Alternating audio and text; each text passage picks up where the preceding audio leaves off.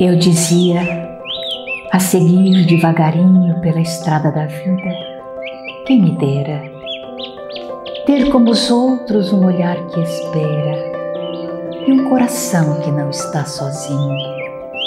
Em cada galho despertava um ninho ao som da minha voz, e aos poucos era como se uma eterna primavera espiritualizasse o meu caminho. É a minha saudação a todos vocês, amigos queridos, nesse nosso reencontro, para narrar mais alguma coisa referente à existência, essa vida abençoada que Deus nos ofertou. Tudo veio das mãos dele, tudo foi criação dele, e cada detalhe que a gente observa no mundo que nos rodeia, a gente vê a perfeição, a harmonia de um artista paternal que desejava realmente que cada criatura que aqui estivesse se sentisse feliz. Nós não conseguimos realizar o desejo de Deus. Nós não conseguimos fazer exatamente o que Ele esperava que nós fizéssemos, mas estamos caminhando para isso. Estamos aprendendo. E o que é mais notável, a ajuda que recebemos constantemente. Allan Kardec, o codificador do Espiritismo, na pergunta 459 do Livro dos Espíritos, indaga aos imortais: os espíritos interferem em nossa vida? E a resposta: muito mais do que imaginais. E isso me causa, assim, alguma coisa no coração. Eu fico imaginando os espíritos que interferem em nossa vida. E eu tenho sentido tanto essa interferência, esses acontecimentos inusitados que mostram que nós não estamos sozinhos nunca. Sempre há alguém ao nosso lado. Um sirineu que nos ajuda a caminhar, ou então alguém que perturba a nossa existência. Mas isso demonstra que não estamos a sós nunca. Uma ocasião eu estava no aeroporto, me preparando para uma viagem, para as tarefas que a gente realiza normalmente. E o tempo não estava lá muito bom e eu estava um pouco preocupada porque era ainda há muito tempo atrás, as naves eram pequeninas e poucos passageiros dentro. E eu olhava o tempo pensando, meu Deus do céu, tomara que tudo corra bem e que a gente possa fazer o nosso trabalho. Entrei no avião, dentro da aeronave tinha de um lado o banco para 2 pessoas e do outro lado o banco para 1 pessoa. Eram poucos os passageiros, os 2 sentados deste lado e mais uma pessoa sentada no banco bem da frente e eu no banco mais atrás, onde eu costumo ficar. E o avião decolou e eu estava pensando no trabalho que eu ia realizar quando de repente percebi uma voz falando quase que no meu ouvido, dizendo assim: senta lá na frente.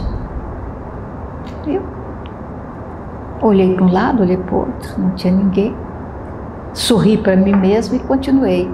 E ouvi novamente: senta lá na frente. Aí eu olhei, o avião estava vazio. Tinha tantos lugares vazios e lá na frente estava sentado um rapaz.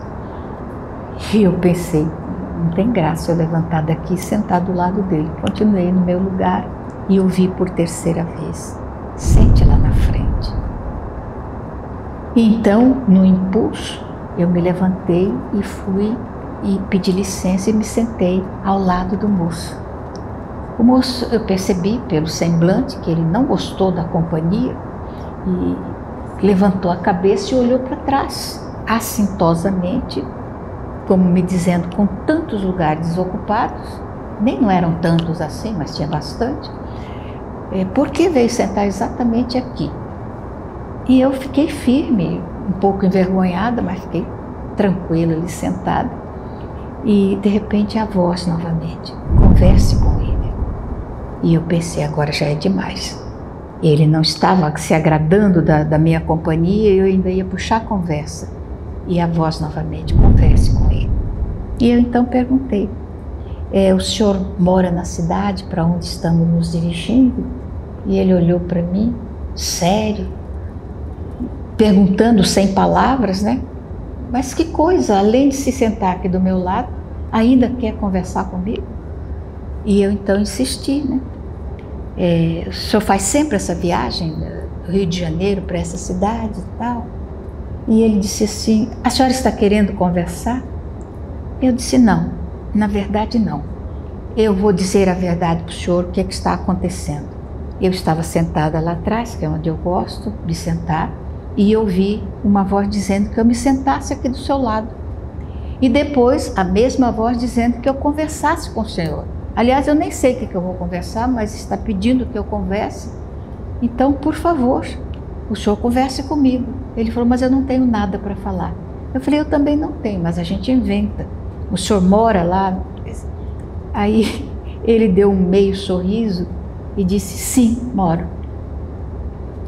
E eu disse, foi passear no Rio de Janeiro? Ele disse, não. Na verdade, eu sou piloto nessa companhia e fui ao Rio de Janeiro, uma viagem de diletantismo, e agora estou voltando. Eu disse, que bom que você pode viajar assim. Eu estou indo a trabalho, eu faço palestras, faço conferências. Aliás, eu devo dizer que eu sou espírita, para o senhor não pensar que eu sou maluca, eu sou espírita. E às vezes eu ouço vozes.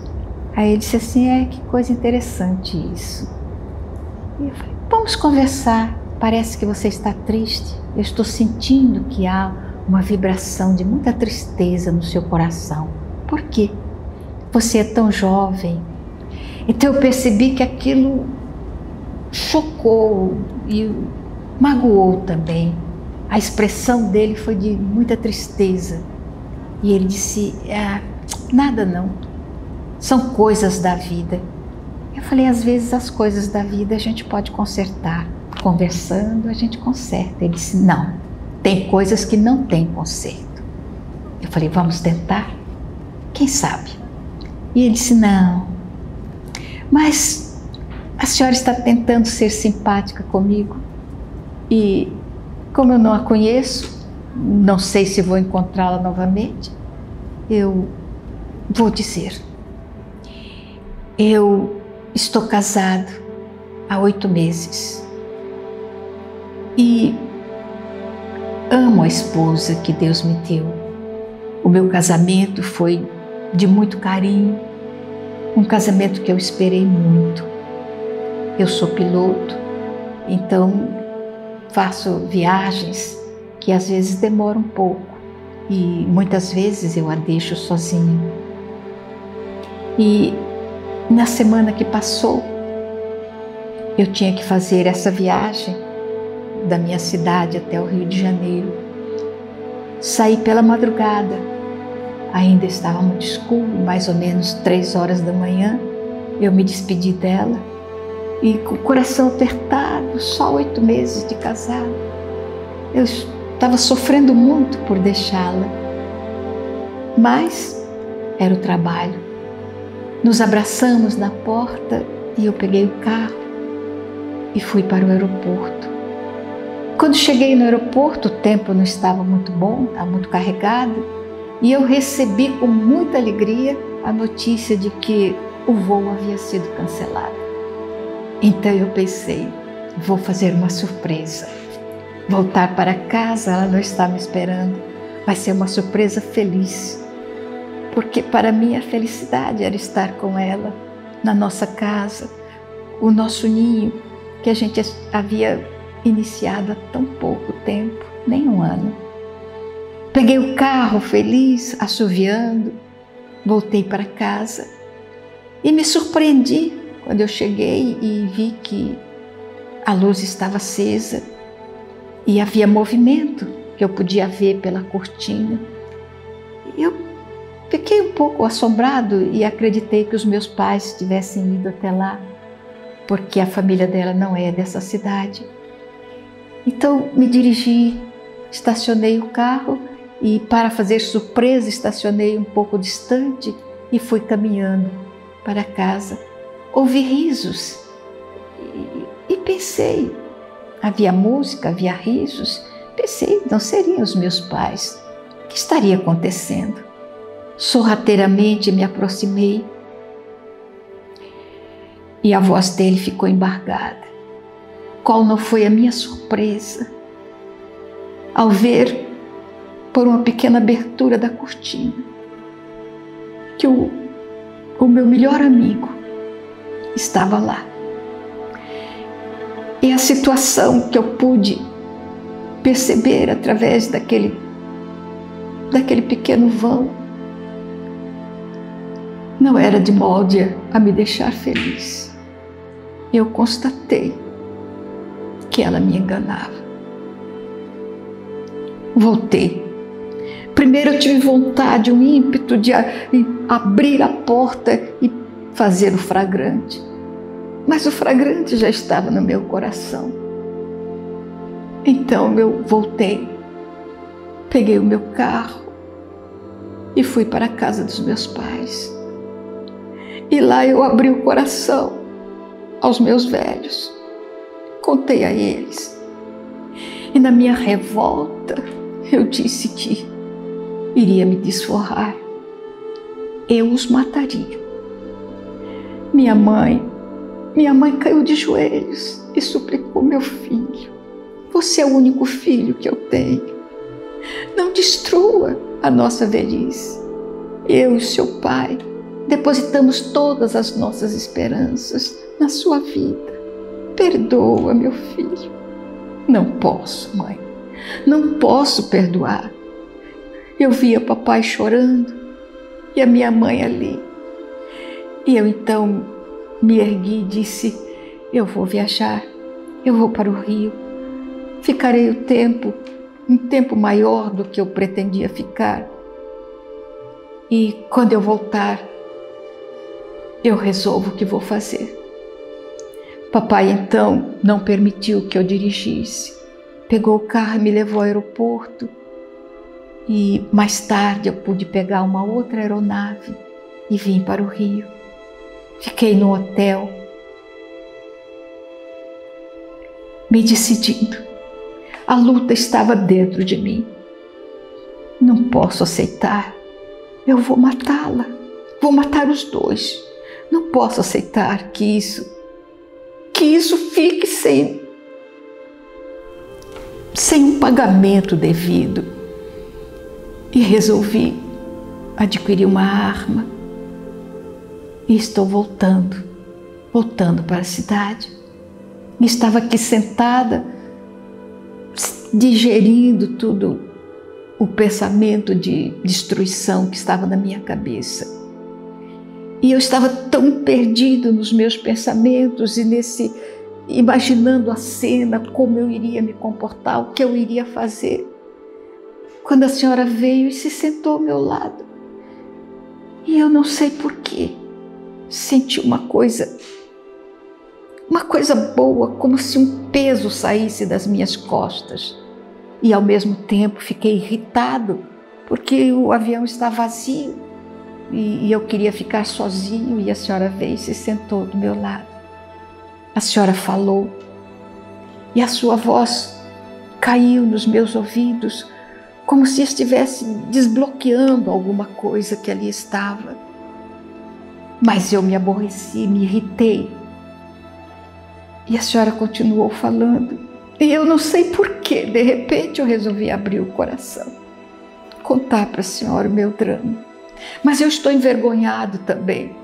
Eu sou jovem, tenho uma boa aparência, posso dar a ela uma vida, se não luxuosa, pelo menos tranquila. Por quê? Por que ela jogou todos esses sonhos fora por uma aventura? Por que ela não escolheu o meu amigo então? Por que escolheu a mim? Por que o casamento? Por que as juras? Se em tão pouco tempo, se é que... E eu disse a ele, não pense nisso, não julgue, não analise. Lembra de Jesus? Não, eu não tenho religião. Eu disse, mas eu tenho.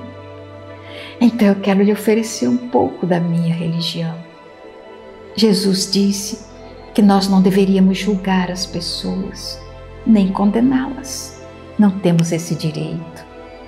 E perdoar é só para aqueles que possuem uma grandeza de coração.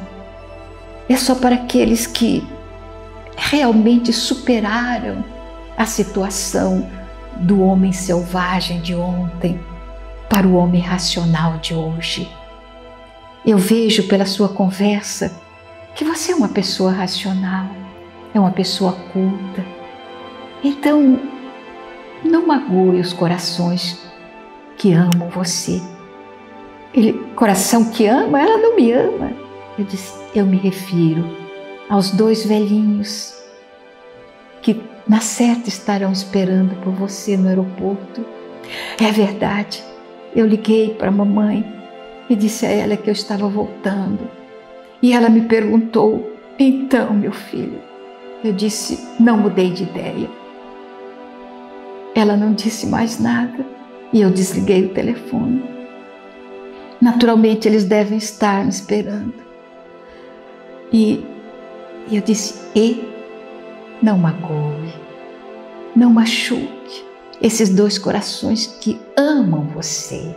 E esse amor é tão grande, filho, que é capaz de superar o desamor da jovem que não merece o seu afeto. Todavia, é uma pessoa sofredora. Porque eu acredito que você não vai dar continuidade ao matrimônio. Ela vai ser abandonada. E ser abandonada nunca é uma coisa boa. Por mais maluca que seja a nossa cabeça, a gente sofre quando alguém se afasta de nós. Ela vai sofrer. E você não tem o direito de fazer sofrer os teus velhinhos. Você os ama mais do que a minha vida.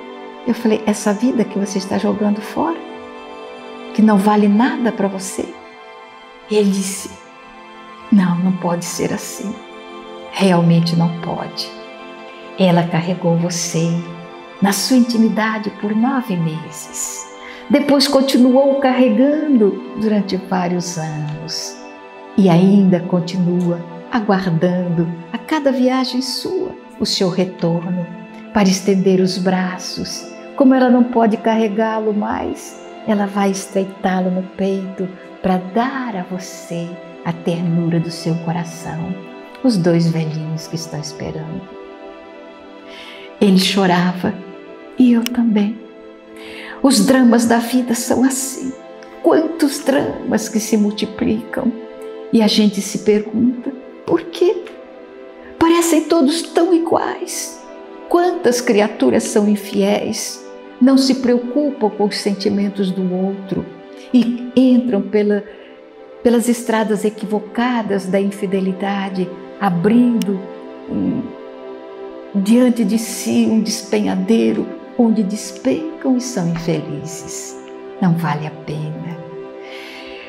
A vida nos convida a marcarmos os passos que damos na estrada da existência, passos que sejam firmes e fortes, e sempre cercado da responsabilidade de fazermos aos outros todo o bem que gostaríamos que os outros nos fizessem. Quem disse isso foi Jesus. E então o moço resolveu que tornaria felizes os seus pais e que não perdoaria porque ainda não conseguia perdoar, mas esqueceria, deixaria para lá a criatura que não soube fazer jus ao afeto que ele lhe oferecia. E depois, no meio sorriso, ele disse, quem sabe, amanhã um outro amor surgirá na minha vida. Se surgirá ou não, eu não sei dizer. Se surgiu ou não, também não sei dizer. Mas o importante é que aquelas vidas que estavam condenadas prosseguiram na sua jornada equivocada ou num despertar doído para um amanhã mais feliz. E aquele moço eu vi à distância. Ele desceu primeiro da aeronave, eu desci depois. E vi quando ele atravessou o saguão do aeroporto e se encontrou com um casal idoso que ali estava. Eu vi a senhora que abriu os braços e o abraçou. Vi quando o Senhor se aproximou e abraçou os dois. Vi que eles conversavam enquanto eu aguardava a entrega da minha mala. E depois ela olhou, ele também me olhou, deu um adeus. Ela me sorriu e deu um adeus também. O Senhor levantou a mão e baixou. E eu percebi que os três choravam. Mas a vibração de ternura que chegou até mim é a vibração da gratidão. A gratidão é assim, é uma energia poderosa que nos envolve e nos faz feliz. Então, aquela voz que disse, sente lá na frente, a mesma voz que disse, converse com ele, pode ser a voz que vai chegar ao seu ouvido para dizer, perdoa, ser feliz.